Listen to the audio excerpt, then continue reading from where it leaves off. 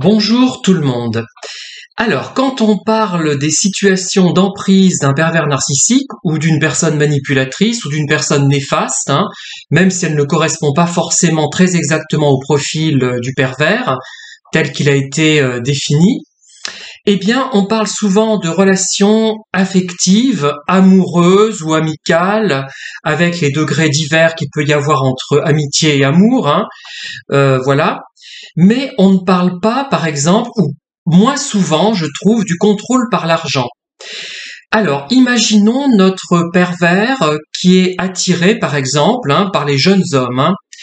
C'est un homme d'une cinquantaine ou une soixantaine d'années qui est attiré par les très jeunes, autour de 20 ans, on va dire, à peu près. Et il a envie de ces jeunes, on va dire, sur le plan sensuel, mais aussi il a envie de dominer quelqu'un, d'avoir une emprise sur une personne, de maltraiter quelqu'un, de faire souffrir quelqu'un afin d'oublier ses propres désordres intérieurs, en simplifiant à l'extrême. Alors qu'est-ce qu'il va faire? Eh bien, il va par exemple se rendre dans un pays pauvre, où les conditions de vie ne sont pas les mêmes qu'en France, où les salaires sont plus faibles, où il est plus difficile de trouver du travail.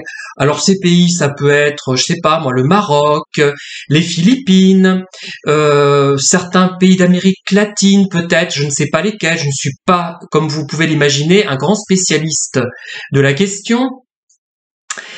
Et il va donc rechercher quelqu'un qu'il va avoir par l'argent. Mais il faudra pas quand même que ça soit, je dirais, un ou une prostituée, parce que un prostitué classique va demander une somme pour une prestation précise et ne va pas aller au-delà, quoi. Comment dire, ça va être une emprise très partielle, à laquelle d'ailleurs il va recourir également, bien sûr, mais ça ne le satisfera pas. Il veut quelque chose dans la durée.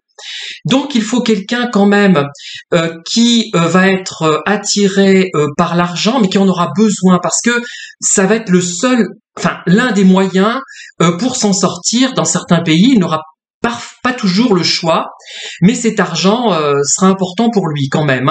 Mais ça ne sera pas forcément quelqu'un d'une grande vénalité. Vous voyez ce que je veux dire, Ça va être un peu, je n'ai pas le choix. Si je veux m'en sortir, si je veux faire des études, après les études secondaires, si je veux aller à l'université, je dois accepter ça, une sorte de prostitution qui n'avoue pas son nom sur le long terme, sur plusieurs années évidemment, si c'est possible, si elle perdure, s'il en a besoin plusieurs années.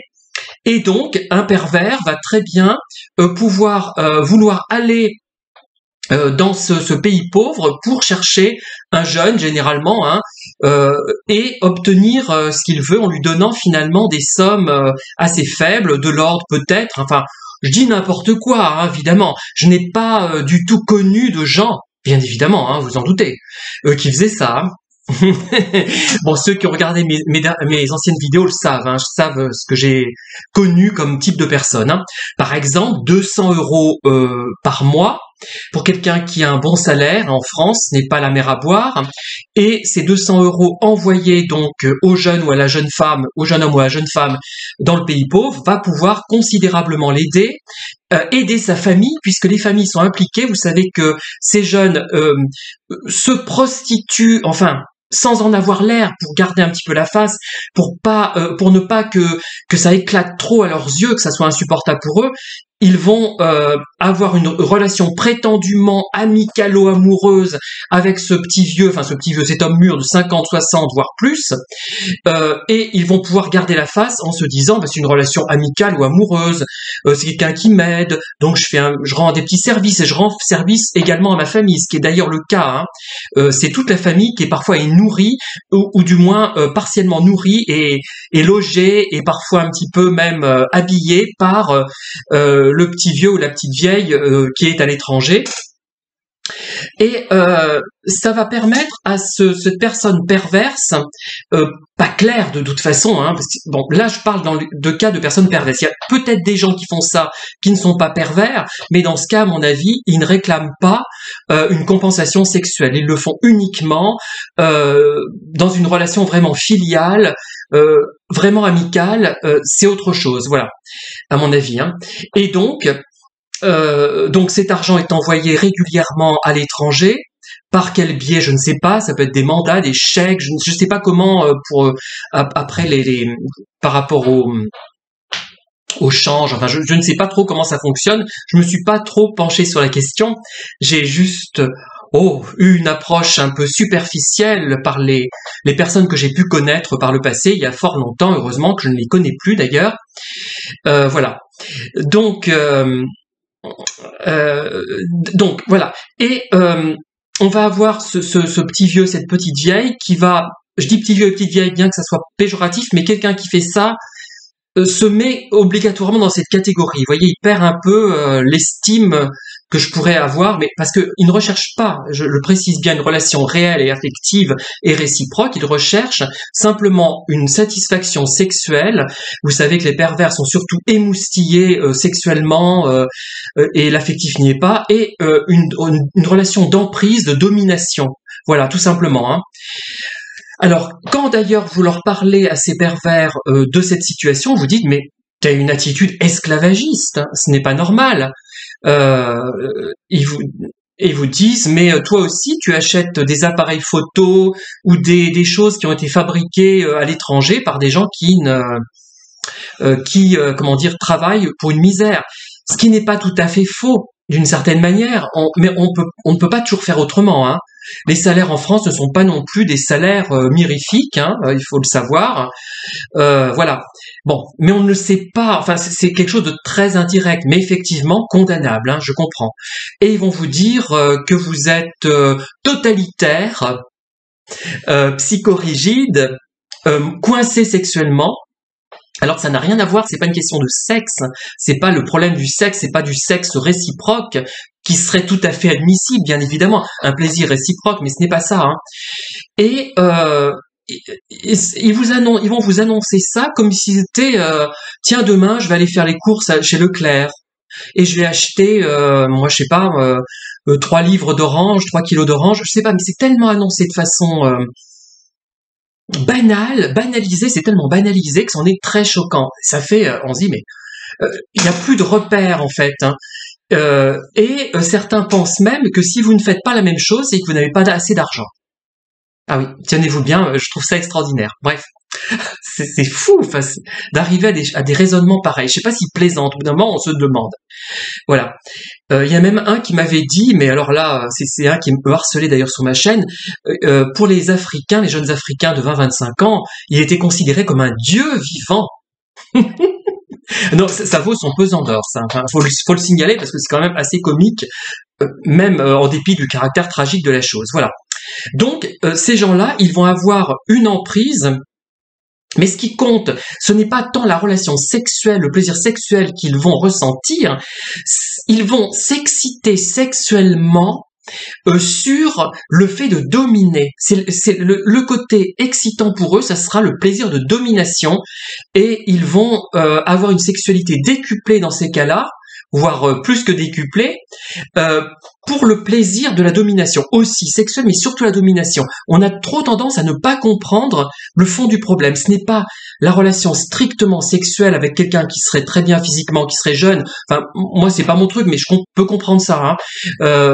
Et qui serait, je sais pas, quelqu'un qu'on ne pourrait pas atteindre sexuellement, je veux dire, dans un pays comme le nôtre, par exemple. Hein, peut-être pas, du moins sur cette durée.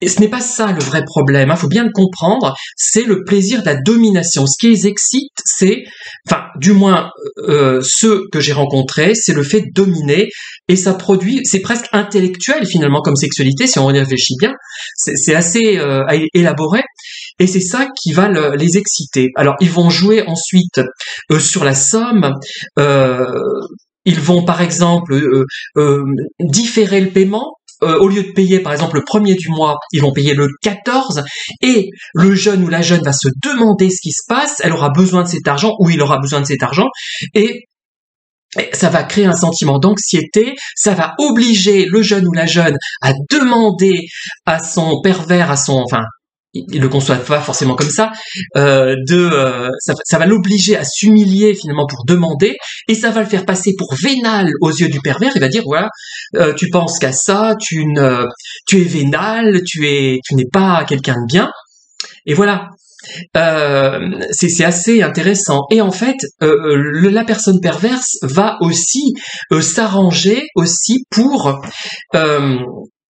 choisir quelqu'un qui lui plaît physiquement, globalement, hein, mais qui sera éventuellement critiquable, qui sera pas parfait. Personne n'est parfait, vous allez me dire, hein. Donc il va le critiquer, notamment, par exemple, si le jeune est homo, il va lui dire oh oui mais tu es un homo efféminé, tu n'es pas bien, et après tu n'es pas si beau que ça, tu es mignon mais tu n'es pas très beau, enfin tout est possible, tout est imaginable, mais ce qui est important pour lui, ce qu'il faut bien comprendre, ce n'est pas je le redis parce que je suis pas sûr d'être bien compris. Ce n'est pas tellement quelqu'un qui irait à l'étranger pour s'envoyer en l'air, quelqu'un de léger mais pas forcément pervers, de pas très intéressant, vous me direz, mais pas pervers forcément, simplement pour l'attrait sexuel et d'avoir à sa disposition quelqu'un de beau, enfin selon ses critères, et de disponible. Ce n'est pas ça. C'est le plaisir de domination. Ça serait quelqu'un, il trouverait à la limite ce pervers, quelqu'un qui serait d'accord pour faire des choses un peu olé olé à l'étranger, qui aurait tous les critères de beauté, tout ce qu'on peut imaginer, ça ne le satisferait pas autant. Il faudrait pas qu'il soit d'ailleurs trop beau, beau mais pas trop, parce que comme ça il pourra plus facilement le critiquer, et l'enfoncer le plus possible, parce que là ça sera un plaisir réciproque, ça ne va pas. Il faut que ça soit quelqu'un qu'il domine obligatoirement. Voilà. Et donc, par le biais de l'argent, il va contrôler ce jeune ou cette jeune, et là, la dimension affective n'entrera pas vraiment. Enfin, d'une certaine manière, si, parce que le jeune, pour garder la face, va devoir dire qu'il l'aime, même si c'est pas vrai, il va se persuader qu'il aime ce petit vieux ou cette petite vieille, pour ne pas passer pour un prostitué à ses yeux et aux yeux des autres. Bon, il va essayer ça va créer une dissonance finalement. Voyons, je suis avec cette personne-là, mais si je me fais payer, je passe pour un prostitué. Donc je vais m'auto-persuader que je l'aime un peu quand même, que c'est une relation filiale. Depuis quand couche-t-on avec son fils? Vous voyez ce que je veux dire? C'est pas clair, c'est pas filial du tout. Voilà.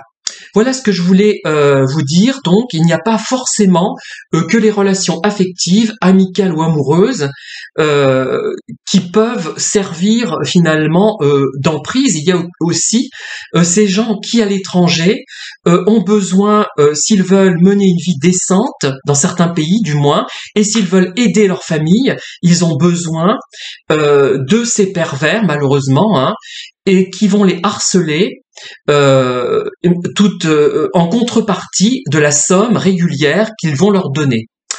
Voilà, merci de m'avoir écouté, à très bientôt pour de nouvelles vidéos, bonne journée, au revoir.